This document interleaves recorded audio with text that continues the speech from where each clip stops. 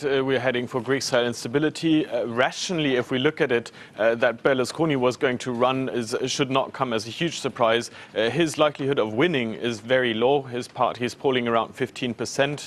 The main opposition party, the Democratic Left, poll at 30%. So rationally, I don't think that this is a big statement. But of course, we all know that Berlusconi has run several election campaigns on very populist messages. Markets have never really understood why the Italians voted for him. They may do that again, so it's going to raise huge uncertainty. And also, if he runs on a very anti-austerity, anti-German platform, then if Italy ever needs help, that might mean that the Germans will impose quite tough conditions. All right, let's talk about Greece as well. They've extended the buyback as expected. In your view, has it been a success, this? Well, we don't know all the figures, but everything that we hear seems to be that this buyback has really been quite a success, and that the Greeks are now trying to benefit as much as they can from it.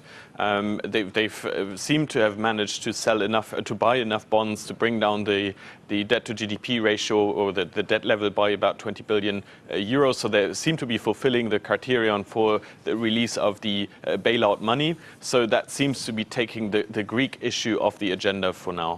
And I want to finish up, Christian, with the German trade data. I mean, this is a mixed picture. What do you think the market focuses on here? The weaker exports or the strong imports, which, let's face it, shows some pretty resilient domestic demand? I think the focus will be on the pretty resilient import figures, because German imports are right now more important than exports. Imports in Germany are, first of all, a sign of resilience of domestic demand, so that's a positive sign for GDP in the fourth quarter. But even more importantly, German imports are very important for the crisis countries, because since their domestic demand is collapsing, they rely on exports, for instance, to Germany, to soften the blow of austerity to their economies. So I think this is actually a pretty positive sign.